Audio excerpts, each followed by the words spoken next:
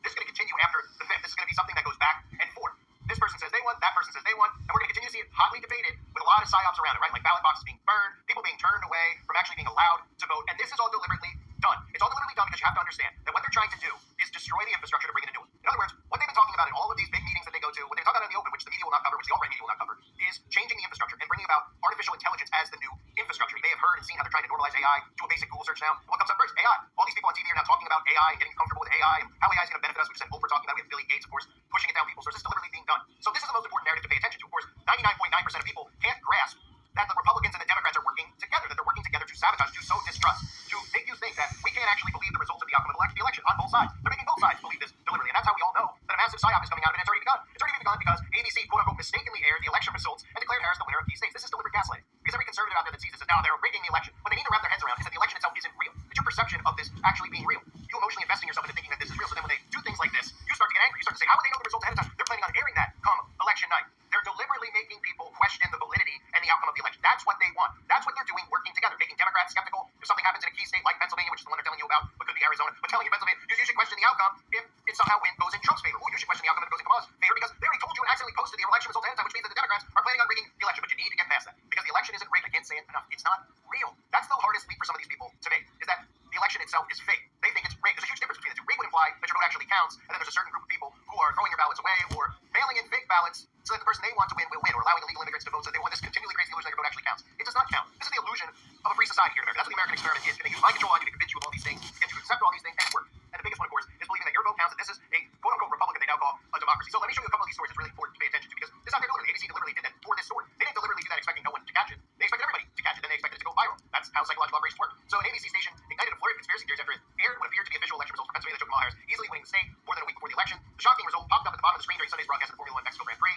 It showed the vice president capturing 52% of the votes compared to Trump's 47%. The Republican challenger Donald Trump with 100% of the precincts reported. So it's at 100% of the precincts reported. So when I talk about this being deliberately done, you see what you have to understand about what the government's done here is they've created the Q movement. Okay, and what the Q movement is fed conspiracy theories. The government is feeding all of these things out there, like flight log lists. They're putting it out there, and all of these people think that they're sleuths and they're finding truth, and they're going down a formulated, government-created rabbit hole where they want you to stay. It's almost like a deliberate vacuum of conspiracies that they're creating for you. So this is no different. Because people out there think that this aired out there accidentally. They think that it went out there accidentally. Oh my gosh, ABC did not mean to air that. They didn't mean for you to find it. They didn't mean for the New York Post and other media outlets to report on it. Well, of course they did. Of course they deliberately did. This is how they play with their minds. So all of these people in the Q movement obviously see this and they're saying there's a huge conspiracy, and they believe this whole notion of Donald Trump trying to defeat the deep state, that he's not one of them, and they'll do everything they can to stop them, including miraculously continually miss assassination attempts on his life. It's a deliberate, concocted conspiracy. That's what I'm telling you. So WNEP-TV, who was the affiliate that aired this, and of course it's perfect to do it this way, like on an affiliate versus on a national level. It makes it feel more like they didn't want you to see it, right? Because of course if you say it on a national level, everybody could speculate a little bit, well, how would it get on a national television, right? Oh, this local little affiliate market who's getting given all this stuff already accidentally put it up on the screen before they were supposed to put it up on the screen. It makes it feel more real. This is psychological operations, how it works. So they said those numbers should not have appeared on the screen. It was an error by WNEP that they did.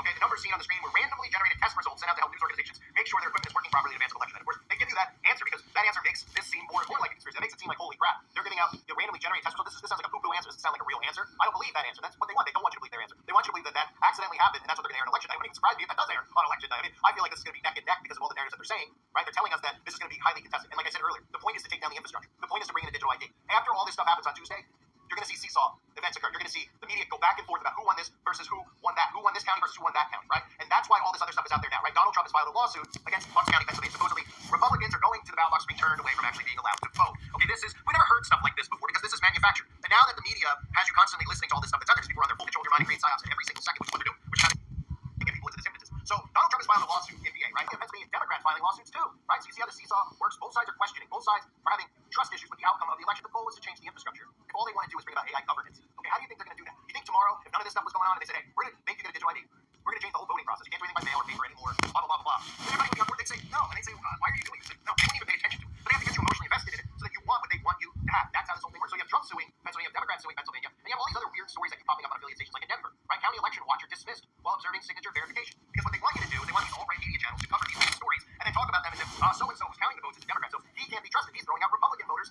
actually, their ballots. He's taking them and putting them in the trash. And vice versa. Back and forth. Seesaw. Psychological. Planting seeds. And then they want you to take these stories and talk about, well, if they're doing that in Denver, they could be doing that somewhere else. How do we know that some person who's a lib isn't getting, seeing Donald Trump votes come in and isn't lighting them on fire, right? Well, we can't trust it. We can't trust it. We got to do something about it. And here comes the digital ID, right? They are gaslighting people. They are really pulling people deeper into the psychosis with all these stories coming out. And they want you to talk about these stories as if they're real. They want you to believe that these things are real. And if you're emotionally invested, if you're a Trump supporter, and you think all this stuff is real, what do you think your response is going to be? If you hear that there's some Democrat who's counting the ballots, throwing them out, you're going to be angry because that's you, that's your vote, that's your politics, that's your team that they're throwing the vote out for. That's not fair. And the government says, we got to do something about this. We can't trust the outcome of these elections anymore. Well, what's the solution? Tell us what we can do about it?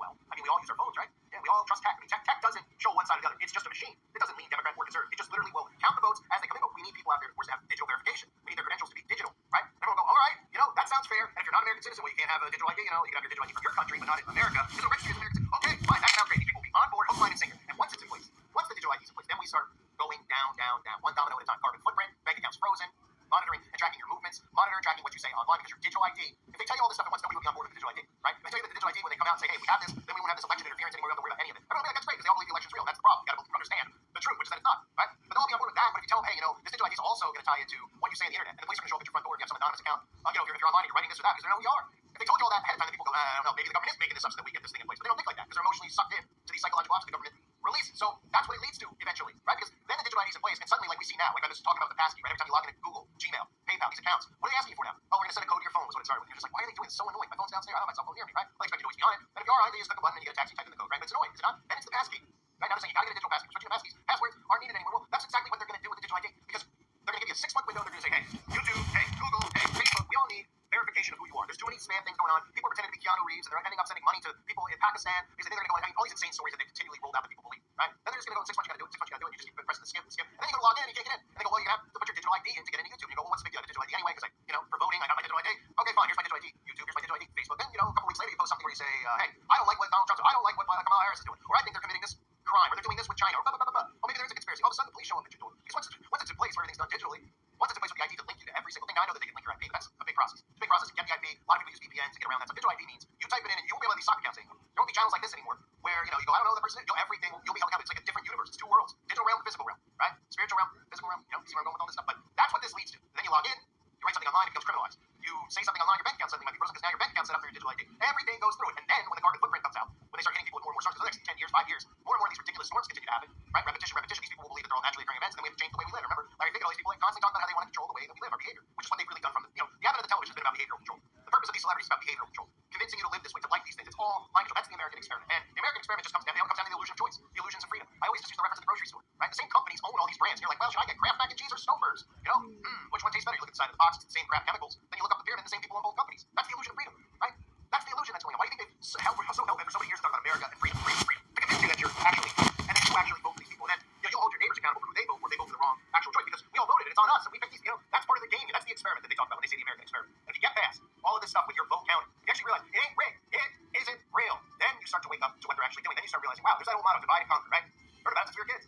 And who are you build the nation divided? You're hearing about, right? Who are you divided? Again, your neighbor. Based on what? Oh, well, I don't get along with my neighbor. He's got a flag on the Trump support. Oh, right. So then you just have to ask yourself, well, divide and conquer. What are you missing here? Oh, you're missing the word conquer. Who is it that's being conquered? The people who are being divided. And who's being divided? All of us are. So this story is as deliberate as it comes, right? And you'll hear people out there who say, did you hear about that story? That they aired the results ahead of time, and that's saying this is how they gaslight. This is how they bait you. They bait you into government-created conspiracies. That's what they've been doing the last 8 years. That's what the point of the Q movement was, to take people who are waking up to conspiracies and then give them fake ones. You can talk to 90% of these people think they know what's going on with Q. They don't know any of the actual real things that are going on when it comes to conspiracies, right? The Q, they barely discuss things like chemtrails and geoengineering. It's all surface level stuff, like lists of flight logs and things like that the government gives you. What do you think the stories are? Now they're all into the P. Diddy thing, right? They feed you this stuff and they take you away from what's actually going on. Imagine 50% of the population realized that treason was being committed on both sides and they were working. Imagine 100% did. Well, there'd be a revolution, right? There would just be hey, you know what? Yeah, we're done with this. We'll just move away from it. Don't pay the taxes. Nobody will participate anymore. American experiment will be over, and the criminals and the corporations behind it will be arrested. Held accountable. But that can't happen if you stay sucked in the left-right paradigm because it's designed